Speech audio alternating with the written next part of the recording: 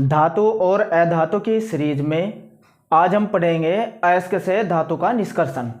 तो इस वीडियो के माध्यम से हम जानेंगे कि अयस्क से धातु का निष्कर्षण कैसे होता है। तो आइए समझते हैं अच्छे से अयस्क से धातु का निष्कर्षण। अयस्क से धातु का निष्कर्षण, सबसे पहले हम अयस्क का सांद्रण करते हैं और सांद्रण जो है वो क्रियाशीलता के आधार पर होता है। आपको मैंने विद्युत रासायनिक श्रेणी पढ़ाई थी जिसमें कि मैंने लिखा था ये वाले क्रम,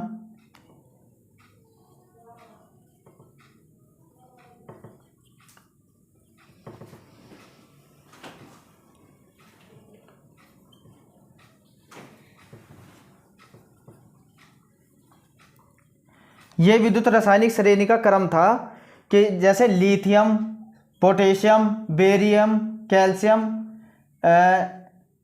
सोडियम, मैग्नीशियम, एल्युमिनियम, ये जितनी भी धातु है विद्युत रासायनिक श्रेणी में, जो भी हाइड्रोजन से ऊपर धातु है वे अत्यधिक क्रियाशील धातु होती है। और जितनी भी हाइड्रोजन से नीचे, जैसे चापा, चापा का मतलब होता है CHAPA,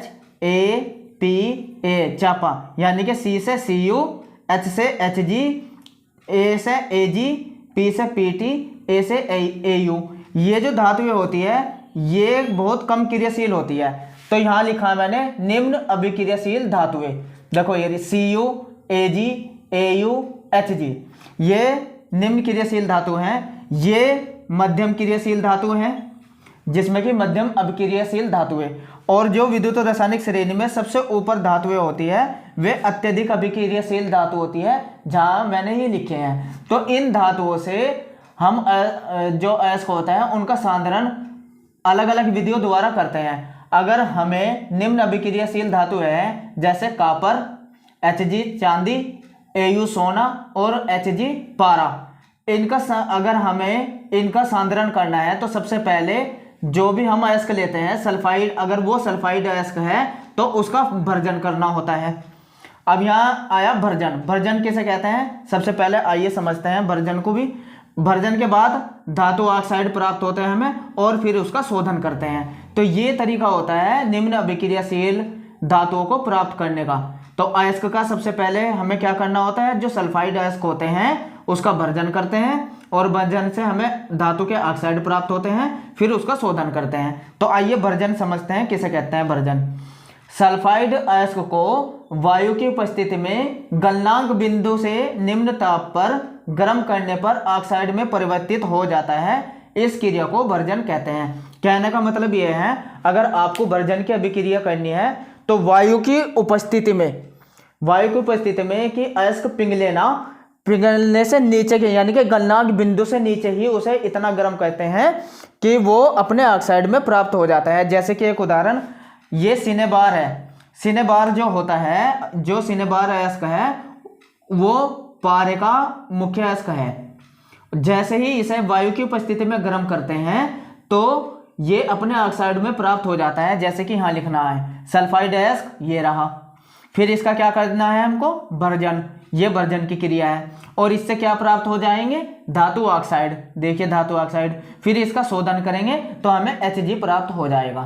इसी तरीके से अगर हमें मध्यम अभिक्रियाशील धातु है जैसे कि Zn, Fe, Pd, अगर ये धातु हमें प्राप्त करनी है तो दो तरीके के अयस्क होते हैं। एक कार्बोनेट अयस्क, कार्बोनेट यानी कि जिसके अंदर CO3 होता है, वे वाला अयस्क, और एक सल्फाइड अयस्क जिस अयस्क के अंदर सल्फर उपस्थित होता है उसको सल्फाइड अयस्क कहते हैं। और जिस अयस्क के अंदर CO3 यानी कि कार्बोनेट उपस्थित होता है उसे कार्बोनेट अयस्क कहते हैं।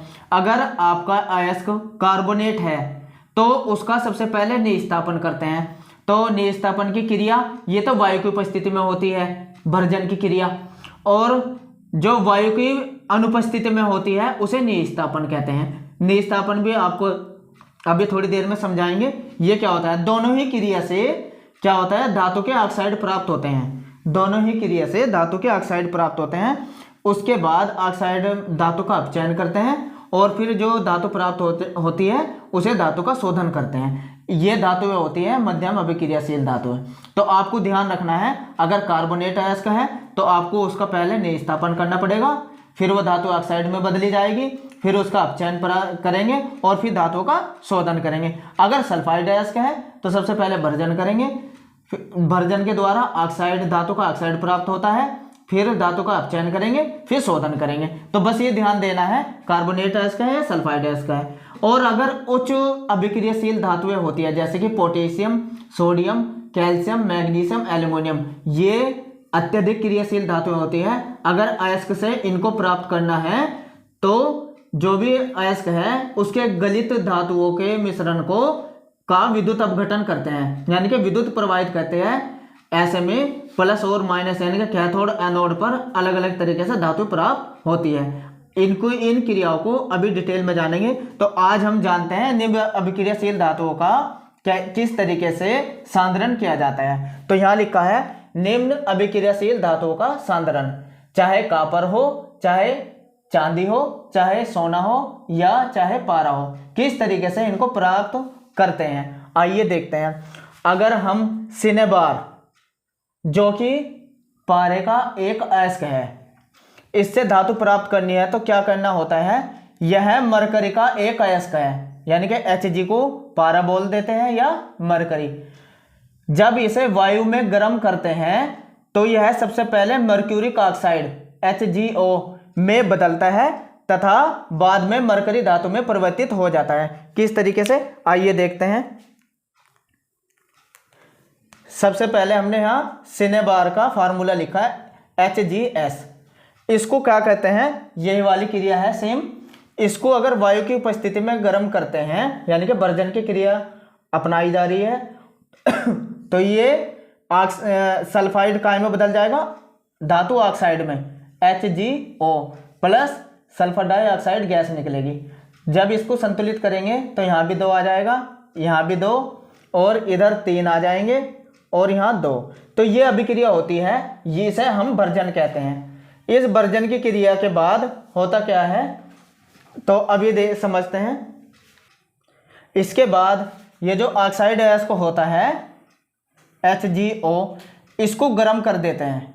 गर्म करने से क्या होता है, ये ऑक्सीजन गैस अलग हो जाएगी इसमें से और मरकरी अलग हो जाएगी। इस तरीके से यह मरकरी धातु में परिवर्तित हो जाती है और इसको संतुलित करेंगे तो यहाँ 2 आ जाएंगे। चलो एक उदाहरण लेकर और देखते हैं इसी तरीके से कि अगर कोई सी हमें कॉपर ग्लांस जो कि कॉपर का एक अयस्क होता है, यह भी सल्फाइड अयस्क है। तो जब इसका भर्जन करते हैं तो देखिए क्या होता है, यह कॉपर का एक अयस्क है। जब इसे वायु में गर्म करते हैं तो यह सबसे पहले क्यूप्रस ऑक्साइड यानी कि Cu2O में बदलता है तथा बाद में कॉपर धातु में परिवर्तित हो जाता है। कहने का मतलब ये है कि जब हम ये कॉपर का जो सल्फाइड अयस्क है कॉपर ग्लांस, इसका भर्जन करते हैं तो क्या होता है आइए समझते हैं। कॉपर ग्लांस का फार्मूला लिख लेते हैं Cu2S। इसको भी ऑक्सीजन की उपस्थिति में गर्म किया जाता है इसी के तरीके से। तो ये काय में बदल जाएगा, कॉपर ऑक्साइड में और प्लस SO2 गैस, क्योंकि ऐसे O2 से क्रिया करके SO2 गैस में बदल देगा। और जब इसे संतुलित करेंगे यहाँ 2 अणु कॉपर के आ जाएंगे।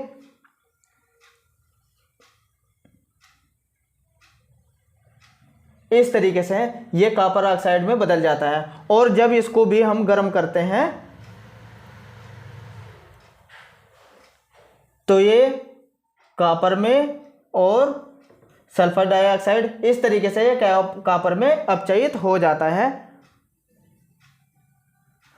तो इस तरीके से आपने देखा निम्न अभिक्रियाशील धातुओं से अगर उस सल्फाइड अयस्क है तो सबसे पहले उसका भर्जन करना होता है, फिर वो धातु ऑक्साइड में बदल जाता है और फिर उसको गर्म कर देते हैं तो वो धातु प्राप्त होती है और फिर उसका शोधन करते हैं। तो इस तरीके से निम्न अभिक्रियाशील धातुओं का शोधन होता है। मेरी अगली वीडियो में आप देखेंगे अगर कोई माध्यम अभिक्रियाशील धातुएं हैं तो उसका शोधन यानी कि सांद्रण किस तरीके से किया जाता है। तो मेरी नेक्स्ट वीडियो में आप समझेंगे माध्यम अभिक्रियाशील धातुओं से शोधन।